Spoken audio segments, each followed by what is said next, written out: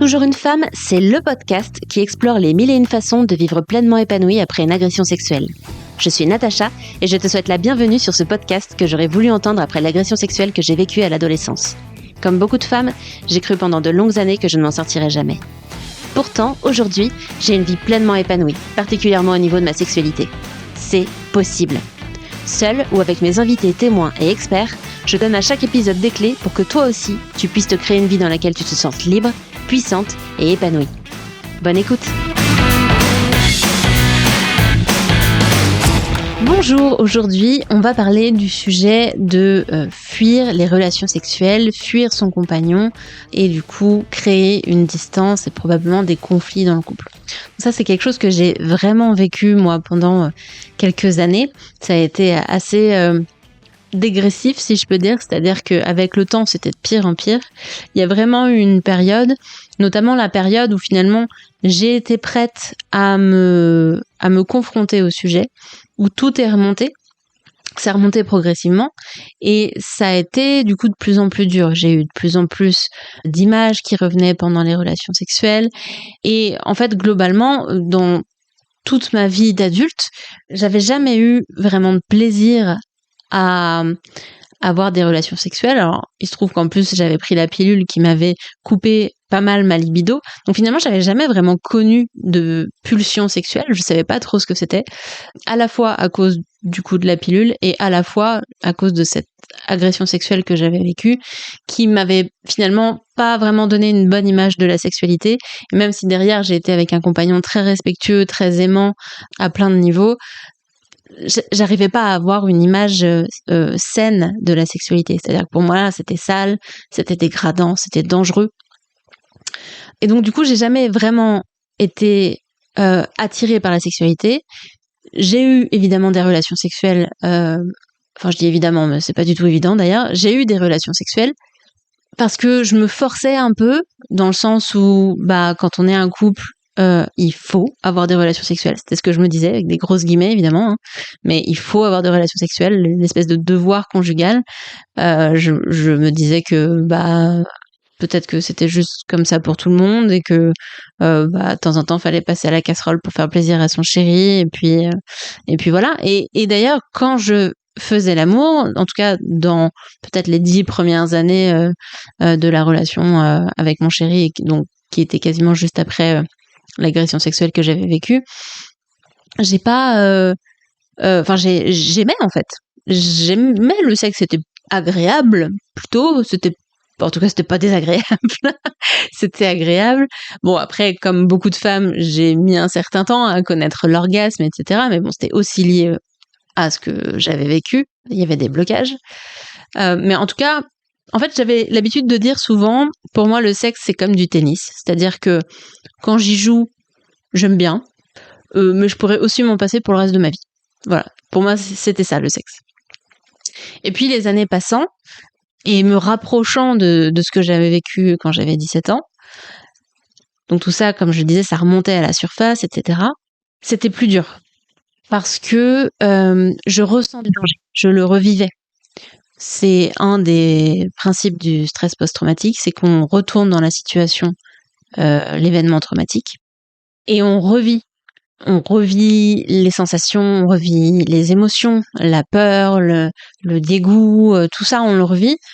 Donc, quand je faisais l'amour avec mon conjoint, au début c'est comme ça que ça s'est passé, quand je faisais l'amour avec mon conjoint, je revoyais les images, je ressentais cette peur que j'avais, j'étais de nouveau figée. Donc ça créait en plus un espèce de cercle vicieux, c'est-à-dire que potentiellement, si mon chéri dépassait des limites sans le savoir, hein, c'est-à-dire sans vouloir me faire de mal, mais dans une relation, on sait jamais forcément où sont les limites à l'instant T de la personne. Le principe, c'est qu'on communique. Mais là, comme j'étais dans cet état de figement, que je me replongeais dans cet état de figement avec mon chéri, et du coup, je pouvais pas redire où étaient mes limites. Donc ça crée en plus de nouveaux dépassements de mes limites, de mon consentement, etc. Donc cette période-là, elle a été dure.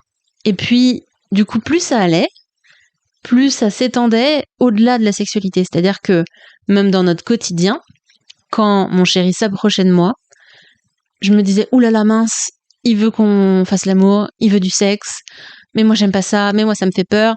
Alors évidemment, hein, je me disais pas ça comme ça, c'est tout à fait inconscient et ça se passe, enfin c'est pas quelque chose qu'on contrôle. Et donc, à peine il s'approchait de moi, à peine il me caressait l'épaule ou le dos ou les fesses, qui en soi est pas un geste forcément trop invasif quand on est en couple et qu'on se sent bien dans son couple. Mais là, pour moi, c'était comme des agressions. C'était vraiment comme si je revivais l'agression que j'ai vécue. Ce qui était hyper dur pour mon conjoint, puisque lui, il était dans une démonstration d'amour. Et moi, je ressentais une agression. Et je le rejetais. Et puis forcément, c'était violent. En tout cas, lui le percevait de manière violente. Et même moi, dans ce que je vivais de la peur, du dégoût.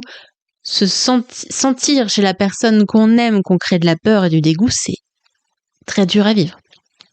Et donc à ce moment-là, j'ai commencé à mettre en place, bon, en fait ça s'est fait progressivement, hein, mais petit à petit, j'ai mis en place des stratégies très bien ficelées d'évitement. C'est-à-dire que, sans m'en rendre compte, je faisais tout pour ne pas me retrouver seule avec mon conjoint, pour que la possibilité qu'on fasse l'amour, qu'on ait des relations sexuelles, ne puisse exister. Donc à ce moment-là, j'avais des enfants en bas âge, donc c'était plutôt une bonne excuse. J'ai allaité mes enfants, je les ai allaités longtemps, donc il y avait toujours un bébé qui était collé au sein. Les enfants ont eu des problèmes de sommeil, donc je restais dans leur chambre pendant très longtemps, jusqu'à très tard. Et puis quand je sortais de la chambre, je disais que j'étais juste épuisée et que j'allais dormir.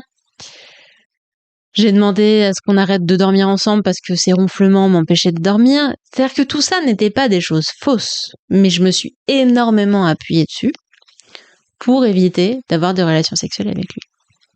Ce qui a amené forcément à des gros clashs, à des explosions. Non pas que c'était une condition sine qua non pour qu'on reste ensemble, malgré tout, c'était une expression de son amour, une expression de mon amour pour lui. Il se sentait aimé dans ces circonstances-là. Donc c'était très dur pour lui à vivre. Et moi, c'était très dur pour moi parce que j'avais l'impression d'être face à un dilemme. C'est-à-dire que soit je faisais l'amour avec lui pour lui faire du bien, pour qu'il se sente aimé par moi, pour qu'il puisse me donner son amour, parce que c'était une des façons dont il avait besoin de l'exprimer. Mais dans ce cas-là, je me respectais pas. Quelque part, je m'agressais aussi parce que je dépassais mes limites, je me faisais pas respecter, ce qui était très dur. Soit je choisissais de me respecter, de me choisir, de me faire du bien.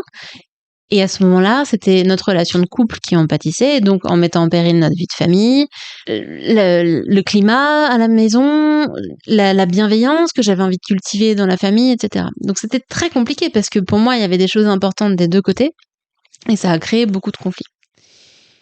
Ce que tu peux faire si tu vis la même chose, c'est de comprendre, dans un premier temps, que si tu fais ça, c'est pas que t'es une mauvaise personne. Si tu fais ça, c'est que t'as des besoins. T'as des besoins de sécurité, t'as des besoins de calme, t'as des besoins qui peuvent être plein de besoins différents, qui ont besoin d'être remplis, et c'est ta façon inconsciente de les remplir.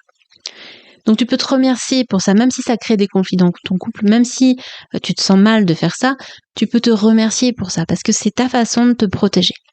Ça, c'est la première étape. La deuxième étape, c'est de mettre de la conscience sur ces stratégies que tu mets en place pour, au moment où tu les mets en place, le faire beaucoup plus en conscience. Et c'est ok de continuer à les faire. Si tu en as besoin, de les faire en conscience, mais de ne plus subir ces réactions un petit peu automatiques. Évidemment, au début, ça va prendre du temps. Tu vas peut-être plutôt en prendre conscience la semaine d'après ou après le lendemain. Et puis petit à petit, ce temps va se raccourcir. D'avoir cette conscience-là, ça va te permettre petit à petit de reprendre le pouvoir là-dessus.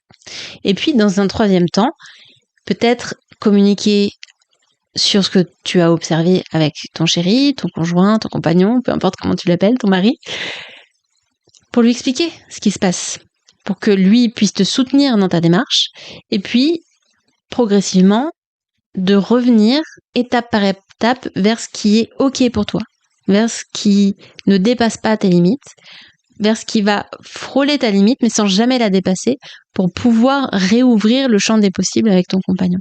Parce que finalement, ce que vous allez rechercher, c'est de vous rapprocher, de vous aimer comme vous aviez envie de vous aimer, peut-être de façon différente, mais de vous aimer toujours et de vous le montrer.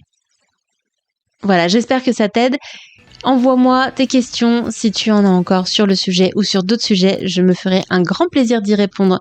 Tu peux me contacter sur mon compte Instagram, toujours une femme, soit en story, soit en message privé, et je lirai tous les messages que je reçois. J'y répondrai soit directement, soit en épisode de podcast. Je te dis à très bientôt. Ciao. C'est la fin de cet épisode. Je te remercie pour ta chaleureuse écoute. Si tu veux être informé des prochains épisodes ou en savoir plus sur comment j'aide les femmes ayant vécu une agression sexuelle à se créer une vie dans laquelle elles se sentent libres, puissantes et épanouies, rejoins ma newsletter sur toujoursunefemme.fr/newsletter. Tu retrouveras le lien en description. Je t'envoie tout mon amour et à très bientôt.